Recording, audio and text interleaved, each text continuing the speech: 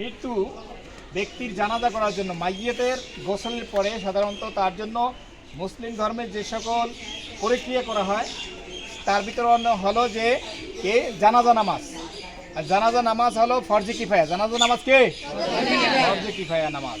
এই ফরজে কিফায়া নামাজের তোমাদের আজকে বাস্তবিকভাবে আমাদের প্র্যাকটিক্যালভাবে দেখিয়ে দেওয়া হবে কিভাবে নামাজ পড়ি। আমরা অনেকে আছি যেটা প্র্যাকটিক্যাল হয় না, ক্লাসে বলে দেওয়া হয় এই পর্যন্তই, কিন্তু পরবর্তীতে আমরা এটা করতে পারি না।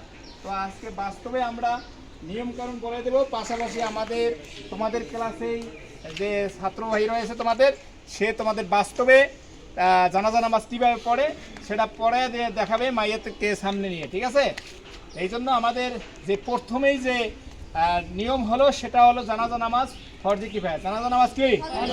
ফরজে কিফায়া। এই নামাজের জন্য নিয়ম হলো যে এলাকার ভিতর থেকে একজন গেলেই প্রত্যেকের উপর থেকে ফরজে কিফায়ার যে ফজিলত রয়েছে সেটা আদায় হয়ে যাবে। যদি কেউ না যায় তাহলে উভয় গ্রাম অথবা মহল্লা সবাই কি হবে? গুনাহগার হবে।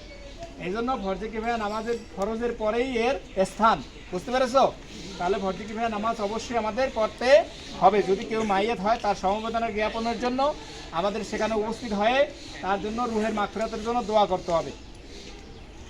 এই জন্য আমাদের অবশ্যই এই দিকগুলো খেয়াল করতে হবে। প্রথমে আমাদের কি করতে হবে? নিয়াত। প্রথমে কি? নিয়াতের জন্য এখন কথা হলো বর্তমান সময়ে আমরা অনেকে জানি নিয়াত করার জন্য আমরা বাংলা নিয়াতই করি, যেটা হলো মনের ভিতর থেকে নিয়াত। এটাই হলো সবচেয়ে বড় নিয়াত।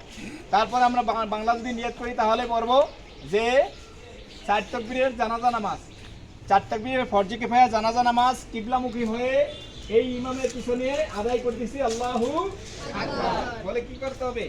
হাত বাঁধতে হবে এভাবে। খেয়াল করো, আগে নিয়মটা দেখেন। প্রথমে হাত বাঁধতে হবে এভাবে, আল্লাহু আকবার করে হাত বেঁধেছ। বাঁধার পরে কি করবা? সানা। কি করতে হবে? সানা। সুবহানাকাল্লাহুম্মা ওয়া বিহামদিকা ওয়া তাবারাকা ইসমুকা ওয়া তাআলা জাদ্দুকা ওয়া লা ইলাহা গায়রুকা। এটা আমরা নামাজে পড়ি, ঠিক না? তবে এখানে ওয়াজাল্লা সানাউকা ওয়া লা ইলাহা গায়রুক শব্দ ব্যবহার করে। তারপরে আরেকটা কি হবে? আল্লাহু আকবার। সবাই উচ্চারণ করবা। কি করবা? আল্লাহু আকবার। তবে মনে মনে উচ্চারণ করতে হবে আল্লাহু আকবার। এরপরে কি করবা? আল্লাহুম্মা সাল্লি আলা মুহাম্মাদ ওয়া আলা আলি মুহাম্মাদ কামা সাল্লাইতা আলা ইব্রাহিম ওয়া আলা আলি ইব্রাহিম ইন্নাকা হামিদুম মাজিদ। আল্লাহুম্মা বারিক আলা মুহাম্মাদিন ওয়া আলা আলি মুহাম্মাদ কামা বারাকতা আলা ইব্রাহিম ওয়া আলা আলি ইব্রাহিম ইন্নাকা হামিদুম মাজিদ। এটা পড়তে পারো, ঠিক আছে? পড়ার পরে আমাদের আরেকটা তাকবীর হবে আল্লাহু আকবার। এইবার কি করবা? একটা দোয়া আছে স্পেশাল জানাজার নামাজের, যেটা মাইয়াতের জন্য দোয়া, যেটা সবাই উপস্থিত অনুপস্থিত ছোট বড় সবার জন্য এই দোয়াটা করা হয়। কি দোয়া? আল্লাহুম্মা গফিরলি হাইয়িনা ওয়া মাইয়িতিনা ওয়া শাহিদিনা ওয়া গায়বিনা ওয়া সগীরিনা ওয়া কাবীরিনা ওয়া যাকারিনা ওয়া উনসানা। আল্লাহুম্মা মান আহইয়াইতাহু মিন্না ফাআহইহি আলাল ইসলাম ওয়া মান তাওয়াফাইতাহু মিন্না ফাতাওয়াফাহু আলাল ঈমান বিরহমাতিকা ইয়া আরহামার রাহিমিন। এরপর আবার হবে তাকবীর হবে আল্লাহু আকবার। এরপরে একটুক্ষণ পরে বলবে আসসালামু আলাইকুম ওয়া রাহমাতুল্লাহ। ডানা ছেড়ে দেবা। আবার আসসালামু আলাইকুম ওয়া রাহমাতুল্লাহ। নামাজ শেষ হয়ে গেল, বুঝছো? এই হলো তোমাদের নিয়ম। এই নিয়মটা আমি বলে দিলাম। তোমাদের ছাত্র ভাই আমিনুল ও তোমাদের নামাজ পড়ে দেখাবে। এখন তোমরা সবাই নিয়াত পরিপূর্ণ হয়েছে, এখন তোমরা নামাজের জন্য প্রস্তুত, ঠিক আছে? ওকে, আমি তোমাদের সাথে আমি নামাজে অ্যাটেন্ড করব। আর বাকি যেটা পড়বা জোরে জোরে, ঠিক আছে? সানা সবকিছু জোরে জোরে পড়বা।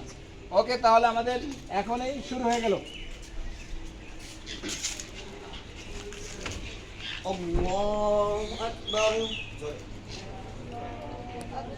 সুবহানাকা আল্লাহুম্মা ওয়া বিহামদিকা ওয়া তাবারাকা ইসমুকা ওয়া তাআলা জাদ্দুকা ওয়া জাল্লা সানাউকা ওয়া লা ইলাহা গায়রুক।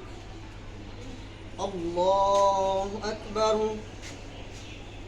আল্লাহুম্মা সাল্লি আলা মুহাম্মাদিন ওয়া আলা আলি মুহাম্মাদ كما صليت على إبراهيم وعلى آل إبراهيم إنك حميد مجيد اللهم بارك على محمد وعلى آل محمد كما باركت على إبراهيم وعلى آل إبراهيم إنك حميد مجيد.